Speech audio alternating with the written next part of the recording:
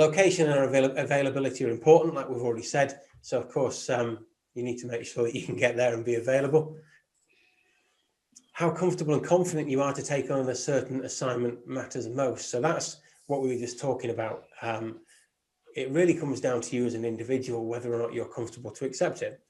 The level 3 certificate that you will get when you pass this course allows you to work in lots of different public services and lots of different jobs. So your actual qualification will make you eligible to accept certain assignments. And it does really come down to yourself to whether or not you feel you should be doing that assignment based on your experience and a few other factors.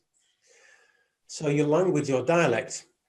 Now, I mentioned to a few of you when you inquired about the course as well, that actually at the moment, a level 3 certificate is issued when you have taken an exam in one language, but currently you can actually use that same certificate to offer services in another language. So say, for example, you spoke both French and Spanish, and you got your level 3 certificate in French. When you get your qualification, it will actually say on the certificate, the language, it will say French.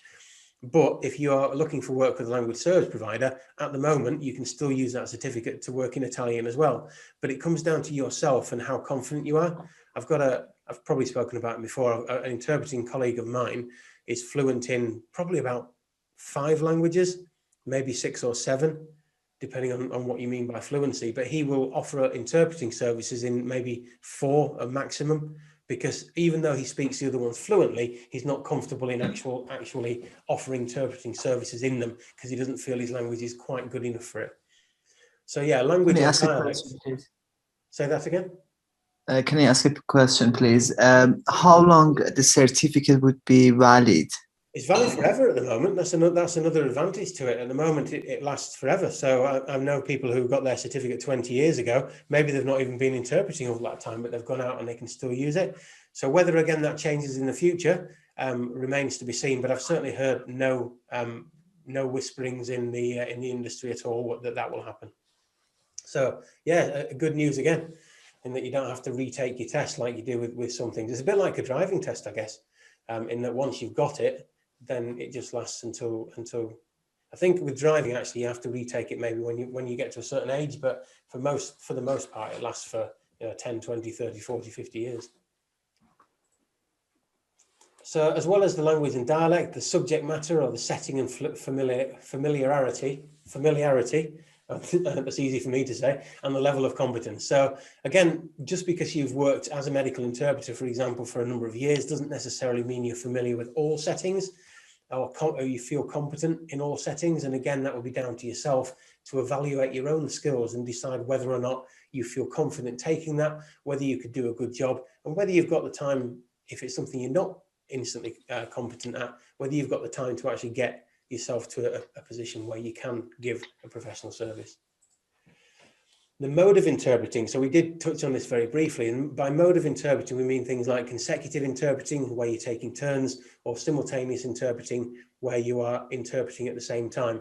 As I've already mentioned, simultaneous interpreting is generally a skill associated with level 6, and you're actually assessed at level 6 in simultaneous interpreting as well as consecutive.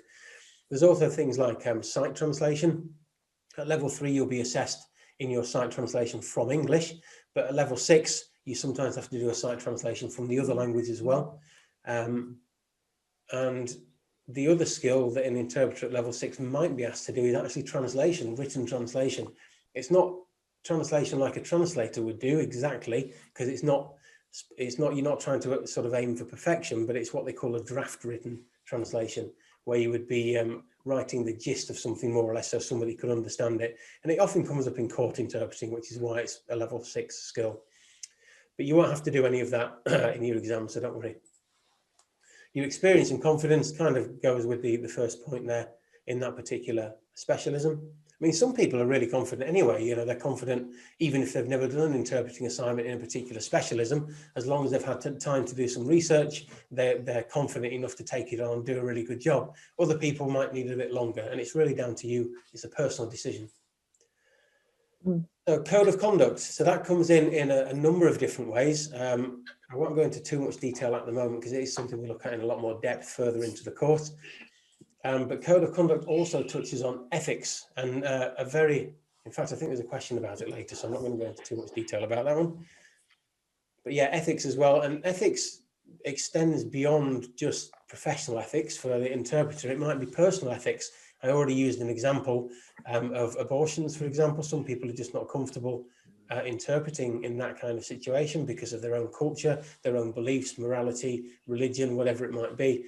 And therefore, if you're asked to do an interpreting assignment for something that you feel the conversation might touch on issues that you are uncomfortable with, then you might be better to turn that down. It might be as well, and I've known interpreters sometimes to deal with or to turn down assignments that touch on subjects that they might be uncomfortable with. So not because they have no competence in it or don't understand it, but because personally for them, something might have happened to them or their family or people that they know that means that it will be very, very difficult. Immigration is one of those specialisms where I think that would be the case. I've been fortunate enough to sit in on some immigration interpreting sessions, and some of the subjects discussed there and some of the stories people have got, absolutely horrendous. They've seen family members tortured in front of them or killed and things like that, and you think, well, goodness me, you must, for the interpreters themselves, if they've been through a similar situation, as often people have, there's a lot of stories as to why people in this country providing interpreting services as much as the people they're interpreting for, then they might feel it's uncomfortable for them to be in that situation. On the other hand, they might think that's where they can do the best job and provide the best value. So it's really a personal decision.